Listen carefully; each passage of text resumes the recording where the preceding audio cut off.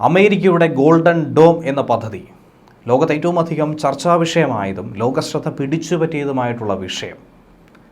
എന്നാൽ അങ്ങനെ ഒരു പദ്ധതി ആവിഷ്കരിച്ച് അമേരിക്ക മുന്നോട്ട് പോകുമ്പോൾ ഇന്ത്യയിലെ പ്രതിരോധ വിദഗ്ധരടക്കം എന്തുകൊണ്ട് ഇന്ത്യക്ക് ഇത് സാധിച്ചുകൂടാ എന്നൊരു ചോദ്യം അന്നേ ഉയർത്തിയതാണ്. എന്നാൽ അതിനുള്ള കൃത്യമായ മറുപടി, പ്രത്യേകിച്ചും ഇപ്പോഴത്തെ നമ്മുടെ സാഹചര്യം പരിഗണിച്ചുകൊണ്ട് ഡിഫൻസ് റിസർച്ച് ഡെവലപ്മെൻറ്റ് ഓർഗനൈസേഷൻ എന്ന DRDO ബദൽ ഒരുക്കിയിരിക്കുകയാണ്.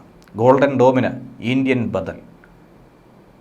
കരയിലൂടെയും ആകാശം വഴിയുമുള്ള ആക്രമണങ്ങളെപ്പറ്റി മുൻകൂട്ടി വിവരങ്ങൾ കിട്ടി പ്രതിരോധത്തിന് വേണ്ടി സജ്ജമാക്കുന്ന ഒരു സംവിധാനം തന്നെയാണ് അമേരിക്കയുടെ ഗോൾഡൻ ഡോം എന്ന് പറയുന്നത്.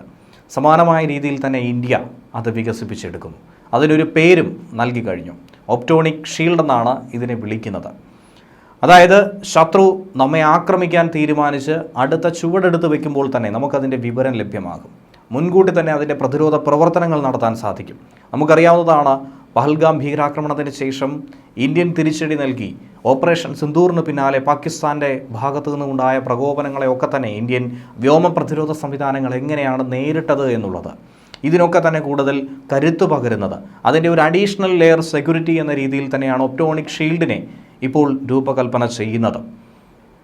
പദ്ധതി അത്യാധുനിക സാങ്കേതിക വിദ്യകളും നവീനമായ സംവിധാനങ്ങളും സമന്വയിച്ച് തന്നെയാണ് തയ്യാറാക്കുന്നത്. അതുകൊണ്ട് ഒരു തരത്തിലുള്ള പിഴവും ഇതിൽ സംഭവിക്കാൻ ഇടയില്ല.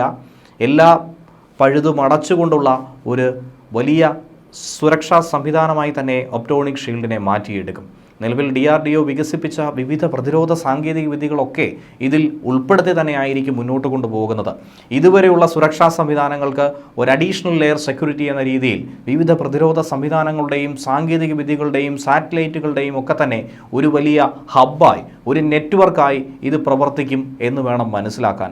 അങ്ങനെ ഇന്ത്യക്ക് കൂടുതൽ കരുത്തുള്ള ഒരു വ്യോമ പ്രതിരോധ സംവിധാനം ഒപ്റ്റോണിക് ഷീൽഡിലൂടെ സ്വന്തമാകാൻ പോവുകയാണ്.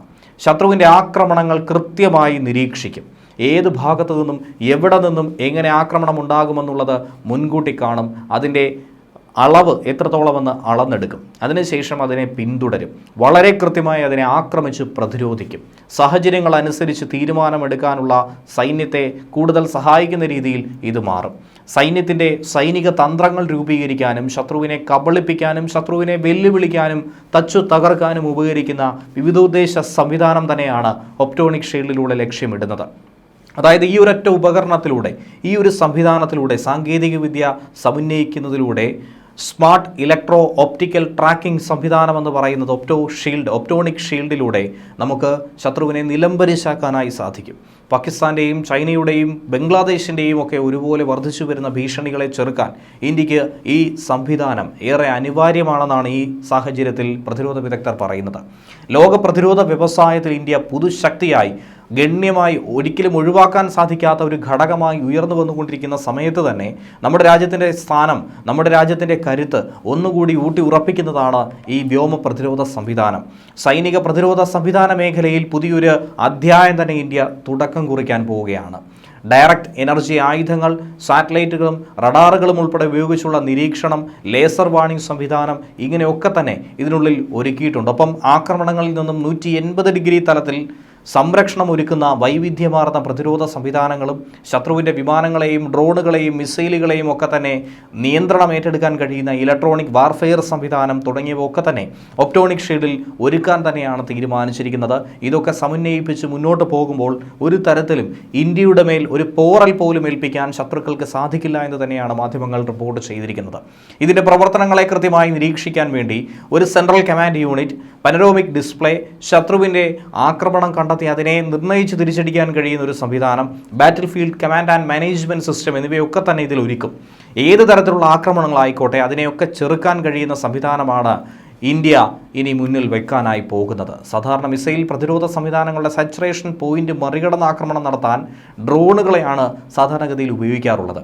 ഏറ്റവും കുറഞ്ഞ ഉപരിതലത്തിലൂടെയൊക്കെ തന്നെ പറന്നെത്തുന്നത് കൊണ്ട് വ്യോമ പ്രതിരോധ സംവിധാനങ്ങളുടെ കണ്ണ് വെട്ടിക്കാനായി സാധിക്കും. എന്നാൽ ഇനി ഇങ്ങനെ ഒന്നും തന്നെ സംഭവിക്കില്ല എന്നുള്ളതാണ് നമുക്ക് മുന്നിൽ നിൽക്കുന്ന ഏറ്റവും സവിശേഷമായൊരു ഘടകം.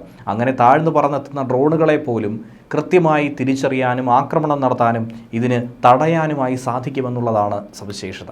ഓപ്പറേഷൻ സിന്ദൂറിൽ ആകാശ് തീർ എന്ന ഒരു സംവിധാനം ഇന്ത്യ ഉപയോഗിച്ചിരുന്നു. അടിസ്ഥാനമാക്കി ഇന്ത്യയുടെ ചെറുതും വലുതുമായിട്ടുള്ള വ്യോമ പ്രതിരോധ സംവിധാനങ്ങളെ ആകാശത്തീറുമായി സംയോജിപ്പിച്ചിരുന്നു, അങ്ങനെ പ്രവർത്തിപ്പിച്ചിരുന്നു. അതിൻ്റെ അടുത്ത തലമുറയായി തന്നെയാണ് അതിൻ്റെ ഏറ്റവും സവിശേഷമായ ഒരു അപ്ഡേറ്റഡ് വെർഷൻ എന്ന രീതിയിൽ തന്നെയാണ് ഒപ്റ്റോണിക് ഷീൽഡിനെ നോക്കിക്കാണേണ്ടത്. ശതകോടികൾ മുടക്കി അമേരിക്ക ഗോൾഡൻ ഡോം എന്ന പേരിൽ ഇത്തരത്തിലൊരു സംവിധാനം വികസിപ്പിക്കാനുള്ള ശ്രമത്തിലാണ്. നമുക്ക് അയൺ ഡോം അടക്കം ഇതിനു മുൻപ് കേട്ടിട്ടുണ്ട്. ഇസ്രായേലിൻ്റെ പ്രതിരോധ സാങ്കേതിക വിദ്യ, വ്യോമ പ്രതിരോധ സംവിധാനം, അതിൻ്റെ കണ്ണുവെട്ടിച്ച് ഒരു ഈച്ചയ്ക്ക് പോലും പറക്കാൻ സാധിക്കില്ല എന്ന് പറയുന്നുണ്ട്. ഇന്ത്യയും സുദർശൻ ചക്ര എന്ന രീതിയിൽ S-400 വ്യോമ പ്രതിരോധ സംവിധാനത്തിൻ്റെ കരുത്ത്, റഷ്യൻ കരുത്തൻ എത്രത്തോളം പ്രവർത്തിക്കുന്നു എന്നുള്ളത് ചൂണ്ടിക്കാട്ടിയിരുന്നു. ഇനി ഇന്ത്യ സ്വന്തമായി തന്നെ ഇങ്ങനെ ഒരു സംവിധാനം തദ്ദേശീയമായി സാങ്കേതിക വിദ്യകളുടെ ബലത്തിൽ കുറഞ്ഞ ചെലവിൽ ഫലപ്രദമായ സംവിധാനം വികസിപ്പിക്കുന്നു. ഡ്രോണുകൾ ഉൾപ്പെടെ ഉപയോഗിച്ച് നടത്തുന്ന സംയുക്ത ആക്രമണങ്ങളെ ഇന്ത്യ ഇനി ഫലപ്രദമായി ചെറുക്കുമെന്നുള്ളത് വ്യക്തമായി മനസ്സിലാക്കിയിരുന്നു. അതുകൊണ്ട് തന്നെ റഷ്യ ഉക്രൈൻ യുദ്ധത്തിൻ്റെ ഗതികളടക്കം നിരീക്ഷിച്ച് ഇനി ഭാവിയിലെ യുദ്ധതന്ത്രങ്ങൾ എങ്ങനെ ആയിരിക്കുമെന്നുള്ളത് മനസ്സിലാക്കി അതിനെയൊക്കെ തന്നെ ചെറുക്കാനും ഇനി എന്തൊക്കെ വെല്ലുവിളികൾ ഉണ്ടാകുമെന്നുള്ളത് മുൻകൂട്ടി കണ്ട് സാങ്കേതിക വിദ്യകൾ സമന്വയിപ്പിച്ച് തന്നെയാണ് ഈ സംവിധാനത്തെ ഇന്ത്യ വികസിപ്പിക്കുന്നത്.